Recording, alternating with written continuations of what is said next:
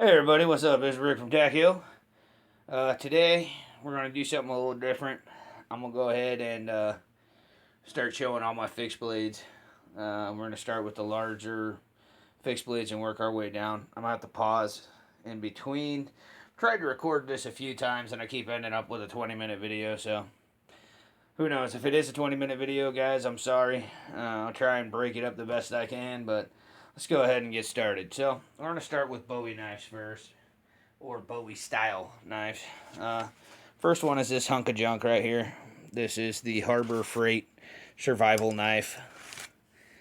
Has a saw on it. Blade is not too bad as far as sharpness. It's a hollow grind, which I'm not a fan of, but listen to this. That I'm definitely not a fan of. The blade is loose. Listen to that. You can actually see it. That's just crap.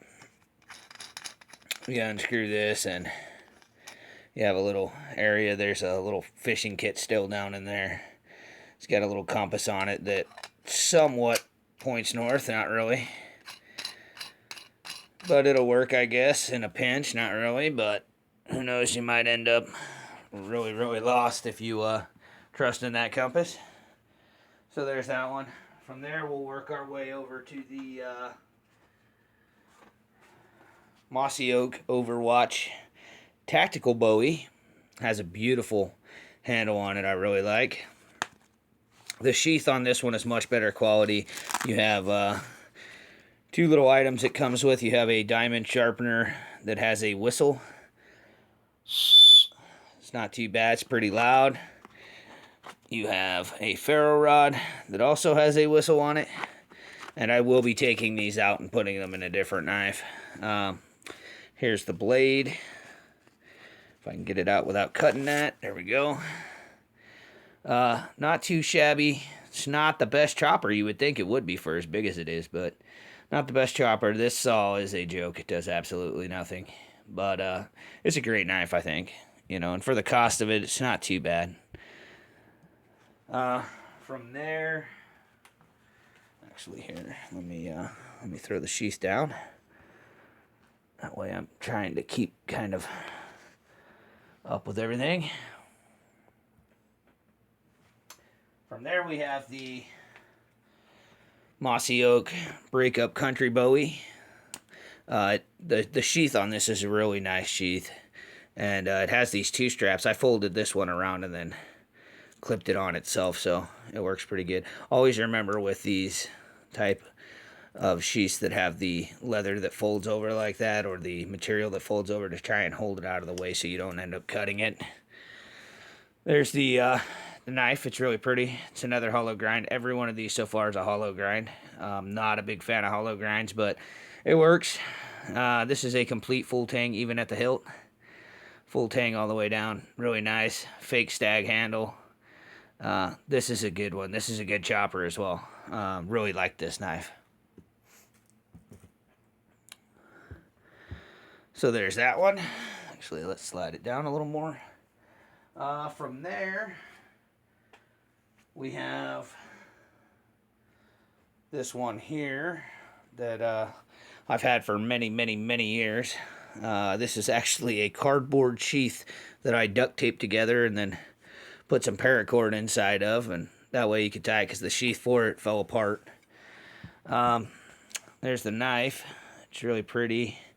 It's very old. I've had this about 16 years. Haven't had a whole lot of use on it just because it's a cheaper knife and I don't want to ruin it. I got it. They were having a knife show at the fairgrounds in the town in California where I'm from, and I bought it there, and just don't really want to use it and break it. You know, it's got memories to it. Like I said, it's about 16 years old. So, get that one on there. And then,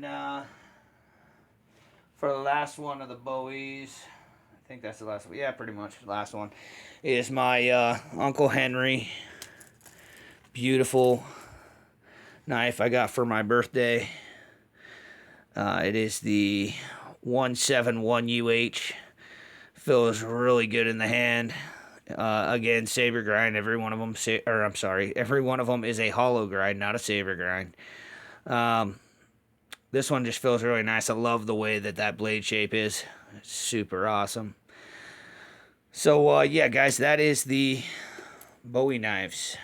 Now we'll go over to the next knives. Give me just a minute. Alright, guys, so the table is clear. We're back. Now we're going to go ahead and go over to the cold steel knives that I have. Don't really have a whole lot in the cold steel. GI Tonto, which I've done a few videos on. This is the one that I modified. Beautiful knife, and I love it. Absolutely love it. We'll go ahead and throw out the stock version of it. Both versions are awesome, but I like mine just a little better. From there, we have the cold steel Bushman. Comes with a ferro rod and the knife. Cold steel Bushman. Hollow handle for attaching to a spear. It's a great knife. Has a really weird grind on it. Not so great for feather sticking, but still an awesome knife. And then we have the other version. If I can find, there it is. That I modified. This one is minus the ferro rod because my son lost it on a camping trip. And this one I stripped down and then did some different patinas and stuff like that on it. You can actually see the grind is really weird grind on them. Just a really awesome knife though.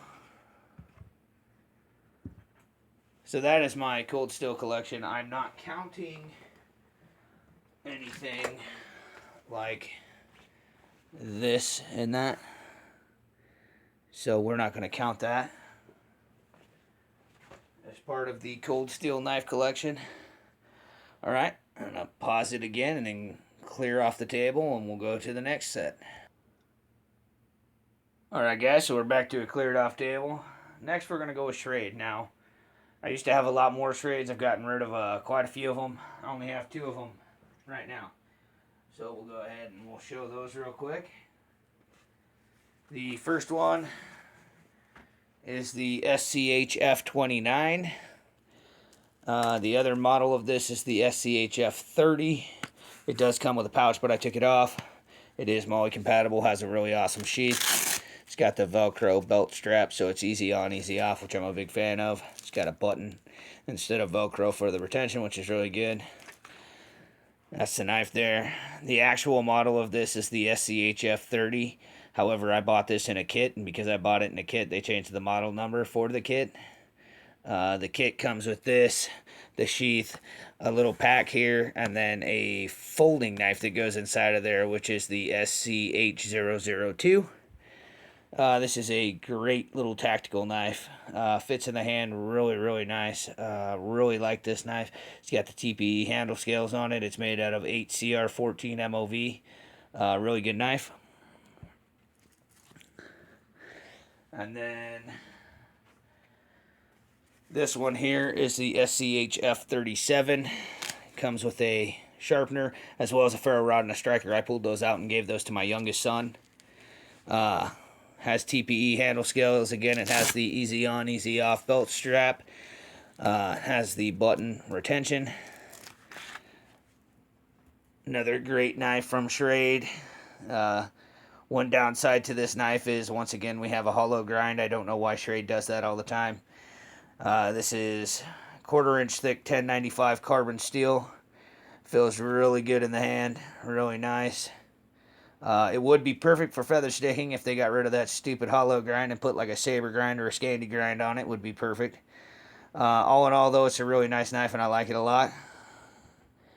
Now, the knives that I'm showing, guys, are only my knives. I'm not showing either of my son's knives. So they have several knives as well. I'm just showing the ones that belong to me. So we'll go ahead and pause that and go on to the next one. Alright guys, so now we're going to go into more of the bushcraft style knives, which most of these you've already seen. So we'll start with this one here. This is the Buck Reaper in the custom CB Kydex sheath. Wonderful sheath. There's the knife. I stripped this. I have beat the ever-loving hell out of this knife, and it just keeps going. It's great for tactical applications. It's got kind of like a kukri style to it. Great for tactical applications, great for bushcraft, great for survival, any of that. There is different models you can buy with different handle scales. This one comes with the, believe it is rosewood, I want to say. I'm not sure. Mahogany or rosewood, something like that. Anyway, on this model, these holes are not drilled out, so I actually had to drill out the holes. But all in all, it's a great knife. Sheath is amazing. I made the ferro rod that's in there, so that's pretty cool. CB Kydex, if you don't know him, go check him out. He's a great sheath maker, and this is a great knife. So there's that. Then we have the Condor Crow Talus and another CP Kydex sheath. This knife is next to perfect. It's next to a perfect survival knife. The only downsides that I see to this is that I would like the blade a little bit longer. It is very stout and it's awesome, but I would like the blade just a little bit longer, and the sheath that comes with it is crap. So you definitely have to buy a custom sheath for it when you get it, unless you don't mind having a crap sheath that might possibly drop your knife. So this though is a great knife. Then from there, actually let me move these over just a little bit. From there, we have the SE6. Fantastic knife. It is by far my favorite knife out of all the knives I own. Molded plastic sheath. This is the pack that went on that SCHF 30 or 29 that I had showed you. Yeah, fantastic knife. Don't really need to give a whole introduction. You guys, if you see my channel, know this knife. SE6. Okay, from there, we have the awesome Tom Chitwood custom that he made for me. Beautiful knife. I love it. It's amazing. We'll be taking it out, but I don't want to do too much hard use with it because I want to pass this down to my kids, so I won't be abusing this one at all. Oh, I want to get it into the picture there, so set it like that. Okay. Seems like we've taken up pretty much all of the space that's there, so I'm gonna have to pause it and go to the next one. So bear with me, guys. All right, guys. So we're back. Here's two knives that come from two channels. The first one is this beautiful blade right here. This came to me from my buddy, my good friend Houseboat Rob. This is a Jeff White knife. I believe it is the French trade knife. It's really awesome. Haven't had too much use on it. To me, it's a perfect fishing knife, and that's what I plan on doing with it. Perfect for skinning animals. Definitely a really nice knife, and I thank you for that, Rob. And then this one. This is the Mora Heavy Duty that was sent to me by Nathan from Nathan4071. And I thank you very much for that knife, bro. It's really great. I don't know why I just had never gotten around to getting one, but I'm very glad that you sent me this one because now I'm a big fan of them. If I can pry it away from my son's hands. My oldest son loves this knife, and every chance he gets, he's stealing it from me. So it's a very nice knife, and I thank you very much, Nathan, for that. Sorry about that. My dog just busted through the door. Alright, guys. I'll be with you in just a second. Alright, so now we're going to move on to some of the more traditional and weird designs. So first we'll start with the USAF, Air Force, United States Air Force survival knife. Made a necklace for it. You can see that it is pretty old. I've had it for a long time. Downside with this is that as the leather shrinks over time, this starts to become loose. The pommel starts to become loose, and it doesn't really do what it's supposed to do. A lot of people think that's a saw, but it is not. It's actually designed for the pilot when they get in an accident to stab into the aluminum and then use to cut through the aluminum of the plane to exit the plane. Now, there has been tests on that, and they found it's not really that good, but that's what the original use was for. This is one of the ones that has the original American-made sheath. They no longer are made in America. Now the sheaths are made in China. It's a very nice knife, but it's pretty old. So, there's that. From there, we have the K-Bar USMC Fighting Knife Mini. This one is jump compatible, so it does have the 3 retention points. There's 1, 2, and then the retention point in the sheath. You actually have to push the sheath down like that to slide it out. The sheath on that one is made in Japan. The knife is made, or I'm sorry, Taiwan, and the knife is made in the USA. Very nice. It's a good fighting knife. Not much else. Now, some could say, oh, you could use this as a survival knife, and you definitely could. You could use pretty much any knife as a survival knife if it's willing to stand up to the abuse that you're going to give it. But this knife definitely, to me, is more of a tactical fighting knife. So there's that. Actually, I should have popped this one out of the sheath. So let's go ahead and do that. Just like that there. From there, we will go over to the CRKT Dragon. Another really gorgeous knife. Love this thing. It's awesome. It just seems so wicked. It's beautiful, and I love the sheath that it comes with too. The sheath is really nice. So, another great knife. From there, just because of the size, I didn't show it in the other ones. We have the TAC-HILL. Beautiful, beautiful monster knife. Love this knife. It's my favorite knife. It's just so big and mean. Oh, I love it. I love their logo too. It's awesome. I want to get me an Essie shirt. It's a behemoth of a knife, and I love it. And the sheath that it comes with is amazing. Kydex sheath, really, really nice. So that's the TAC-HILL. Then, I'm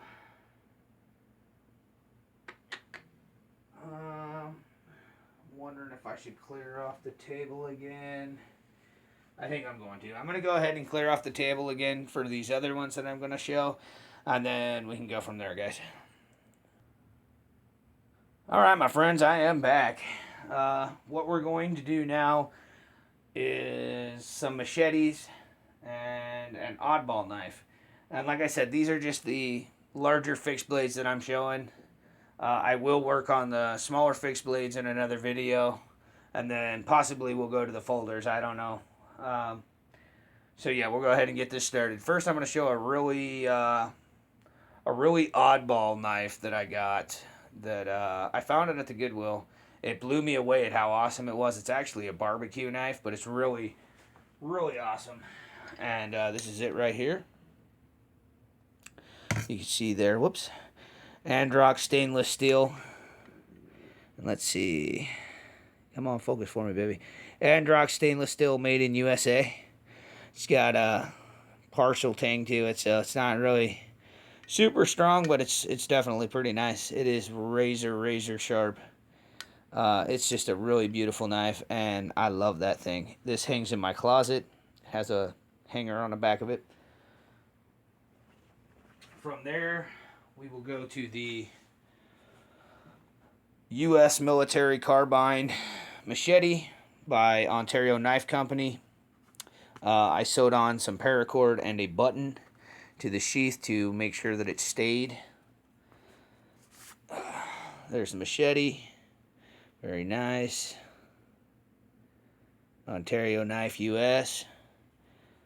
Beautiful, beautiful machete. It is really stout. There's no flex or bend in that blade. That's specifically for chopping. This is a really awesome machete, and it will just go through material very, very well. Next, we have the Sogfari Kukri. I picked this up for $5, guys. Could not complain at all. The sheath is really, really nice. It also has the 3 retention points on it. Not that you would ever think of this as a paramilitary style blade, but whatever. It's made out of Oz 8. Has a saw on the back of it, which you can see I have used, and it is no good. The blade itself is really awesome. It's a great chopper. Aren't all kukris, though. As you can see, Sogfari. Has an amazing handle on it. The handle on this is so very nice. Has 2 different points for you to grab. It's really, really good. And I definitely like this kukri a lot. And then, oh man, I forgot this one. Okay. This is the Kershaw. The original sheath for it was a leather sheath. It fell apart. This is from that sheath, but this is just a sheath that I sewed together to make it work. It's just some webbing that I had laying around that I sewed together to make a sheath for it. It's a pretty nice little knife. Model number is, come on, focus for me, baby. There you go, 1028 8CR13 MOV. The jimping that's on the back of it is not aggressive at all, and it feels very nice in the hand. It's a really good little knife. I like it. And, actually the sheath came out pretty good considering that, I'm not anywhere near a sheath maker or anything. It came out pretty good. A little belt loop on it. It works. And then last but not least for the big fixed blades is the Ozark Trail Parang Machete. The handle on this looks super weird, right? But it feels so comfortable in your hand. It's not even funny. It does have a good bit of play in the blade, which is awesome for what this is used for. This is an excellent brush machete, but it's also a great chopper club type machete. It doesn't have to be super stout for the chopping because just the design of that machete is so much power going right down. It's almost like a kukri design. Reverse kukri, I guess you'd call it. Awesome, and this will only cost you $7. The only downside to this is the sheath. The sheath is junk. But the blade is a carbon steel blade. Obviously, that is a downside. You don't want made in China. But still, I mean, we all have Chinese knives. It's unavoidable. I wish it was avoidable and they were all made in America, but can't always work that way. Originally, I thought this was a powdered lube or some kind of lubricant that they had put on the blade, but it's actually a clear coat, so it does kind of get sticky when it's hot, but it's awesome. It's an awesome blade, and I really like it. So that is the Ozark Trail Parang. Alright guys, so that's it for this episode. We're hitting 23 minutes. Sorry, I didn't mean for it to take so long. We'll go into the smaller fixed blades at a later date. Hope you guys have a great day. It's Rick from TAC-HILL. Remember, my friends, in order to thrive, you need to strive to survive. And I'll see you on the next one.